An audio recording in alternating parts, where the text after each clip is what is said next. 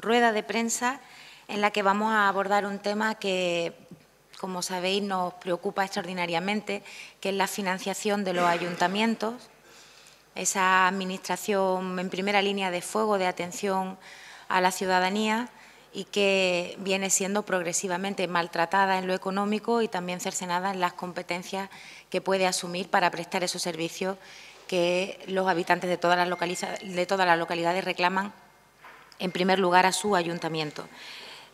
Como sabéis, la Patrica es ese fondo incondicionado que la Junta, por ley, estableció para garantizar una financiación a los ayuntamientos de manera que pudieran disponer de una cantidad de dinero que invertir o emplear en las cuestiones que mejor consideraran. Es una cuestión que hemos valorado siempre muy positivamente y, sin embargo, como saben también, y a pesar de que la ley establecía que ese fondo debiera tener 600 millones de euros al año, se mantiene congelado desde el año 2012. Esto genera cada año una deuda en un momento de extraordinaria precariedad económica de las administraciones locales, que tiene mucho que ver con decisiones que ceden de la Junta de Andalucía, pero que no se nos escapa que sería un alivio importante para los ayuntamientos que ese dinero efectivamente se destinase a la financiación de todo lo que tienen pendiente esos ayuntamientos a su criterio. En este año 2018 el presupuesto en ejecución carece de esos 120 millones de euros con que se debiera de haber incrementado el fondo desde que se congeló, de cara a la elaboración de las cuentas que el Ejecutivo debe estar preparando.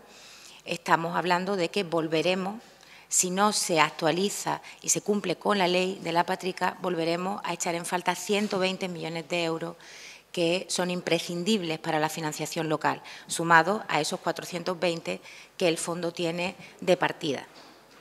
Por tanto, nosotros esperamos que en las cuentas que se están preparando la Junta de Andalucía sea sensible con esa infrafinanciación de los ayuntamientos y también asuma con coherencia los compromisos que legalmente tiene asumidos para las corporaciones locales. Es vital que nuestros ayuntamientos en Andalucía puedan intervenir con recursos suficientes en todos esos problemas que lamentablemente se agravan. Y, por tanto, en esa planificación, en ese proyecto de presupuesto que debe estar por darse a conocer, esperamos desde Izquierda Unida que encontremos esa financiación que hasta el momento ha quedado congelada, suspendida en el tiempo, no solo en el momento en el que el presupuesto sufrió un receso muy fuerte a consecuencia del recorte estatal, sino que también desde que los presupuestos comenzaron a hacerse con una línea expansiva porque había más disponibilidad y más liquidez. Si la hay, debe llegar a los ayuntamientos y, por tanto, esperamos que el Ejecutivo obre en consecuencia y que el presupuesto de 2019 contemple esos 120 millones que debe llevar al fondo a lo que la ley establece, que son 600 millones de euros a repartir para todos los ayuntamientos de Andalucía. El Gobierno de Susana Díaz incumple con los ayuntamientos y cuando hablamos de incumplir con los ayuntamientos no es algo abstracto, supone un incumplimiento con aquellas administraciones que pueden reactivar con ayudas, con transferencias no condicionadas, la vida económica de los pueblos. Lo decimos un día después de la presentación y la publicación del dato de paro registrado, donde casi 6 de cada 10 parados nuevos registrados son andaluces. Alguien puede decir, septiembre siempre es un mes negro. Efectivamente, el modelo productivo de poco valor añadido en Andalucía hace que seamos muy esclavos de la fecha, pero lo que es una realidad es que eso no hace esclavo de que el 60% casi de los parados nuevos de España son andaluces. Y con una feminización, producto también de esa feminización precarizada en el sector de la hostelería. ¿Qué pasaría si la Junta de Andalucía cumpliera o empezara a cumplir ya no la deuda acumulada de 720 millones de euros que acumula en el cumplimiento de la Patrica, sino 120 millones de euros para sumar los 600 millones que obliga la Ley 6/2010 de participación en los tributos de la comunidad autónoma? Si la Junta de Andalucía y el Gobierno de Susana Díaz cumpliera con un aumento de los 120 millones de la Patrica, estaríamos hablando de la posibilidad de generación de empleo a través de las administraciones locales de 5.500 nuevos puestos de trabajo para hombres y mujeres de territorios que la tardanza en recogida de algunas cosechas y el paro del fin de la etapa veraniega está haciendo que haya ahora mismo un agujero laboral en numerosos pueblos de Andalucía. Es decir, que la patrica, que es fondo incondicionado, puede tener una repercusión en empleo. Y es falso, y lo hemos demostrado, que se diga que no se aumenta la patrica porque va a pagar deuda. La patrica son créditos no condicionados, son transferencias no condicionadas y, por tanto, no tienen obligaciones al pago de la deuda, ya sea con Hacienda o el pago de la deuda de las propias administraciones locales. Y creemos que si hablamos de un presupuesto que ojalá se presente, que sea de crecimiento, no tiene lógica que cuando los presupuestos fueron de crecimiento se mantuvo la patrica y ahora que son de crecimiento ni siquiera se aumenta.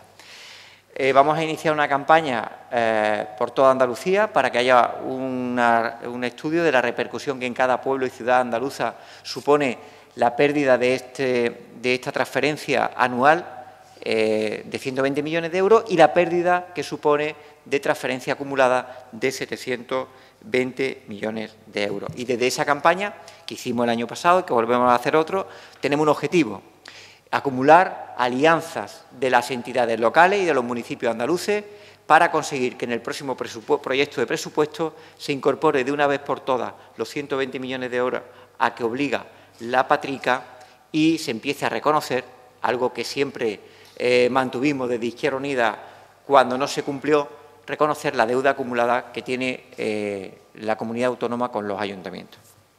No sé si he liado la pregunta, pero... Invierte la carga de la prueba ahora, ¿no? Veo. Es decir, que lo que plantea usted es que un adelanto de las elecciones generales condicionara la fecha del adelanto de Andalucía. Eso es nuevo ya.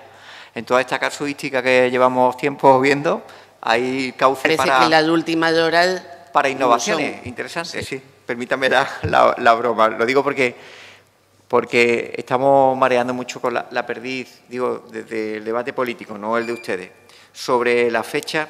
Lo que nosotros hemos dicho es que defendemos una posición diferenciada de la convocatoria de elecciones autonómicas que tocan ya respecto a las generales y que la situación política es tan volátil que no soy capaz de descifrar cuáles son los siguientes puntos que puedan suponer hito en la conformación del supuesto que usted plantea de adelanto de las elecciones generales.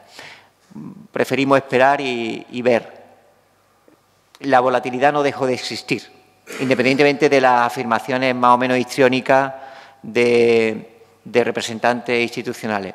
Y sobre esa volatilidad creo que nos situamos con un ánimo de prevención y prudencia con respecto a los acontecimientos que puedan darse. Lo que sí decimos como grupo parlamentario andaluz y como formación andaluza es que nosotros sí vamos a hacer batalla discursiva y política para que las elecciones andaluzas sean diferenciadas, en cualquier caso, con otras convocatorias electorales. O sea, que Pedro Sánchez tiene interés en hacer convocatoria conjunta si le viene al caso con la andaluza, no nos cabe la menor duda. Lo que nosotros decimos es la posición de Izquierda Unida, que no somos presidente del Gobierno de España y no determinamos la fecha, que sería un retroceso y un error para el futuro de Andalucía y un perjuicio clarísimo que se hicieran coincidir las elecciones andaluzas con cualesquiera otra. Esa es nuestra posición política y la que vamos a defender.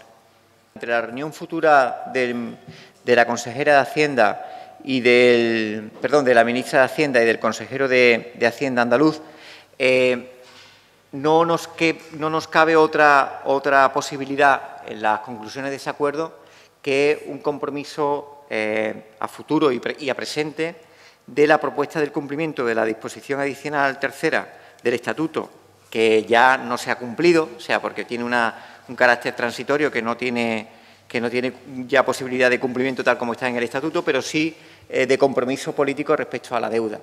Y establecer los compromisos de financiación en torno al acuerdo que se aprobó en el Parlamento de Andalucía. Otros derivados consideraríamos insuficientes, otros acuerdos lo consideraríamos insuficiente. Por tanto, nos blindamos en torno a la propuesta del grupo de trabajo de financiación y sobre ese principio es sobre el que vamos a exigir y sobre el que vamos a valorar el resultado que se prevea. No compartimos la tentación que puede haber del Gobierno central de una financiación a la carta, donde se le dé a cada comunidad una suerte de transferencia resultado de una negociación bilateral. Tiene mucho riesgo, porque pareciera que más que abordar un nuevo debate integral de financiación, lo que se dedica es a parchear situaciones que puedan, digamos, aplazar las tensiones por la falta de financiación. Me refiero al acuerdo específico con Cataluña. Y en ese sentido, nos gustaría que el acuerdo que hubiera de la Ministra de Hacienda es que la voluntad del Gobierno de Pedro Sánchez es hacer cumplir con el acuerdo de financiación autonómica que presentamos desde el Parlamento de Andalucía.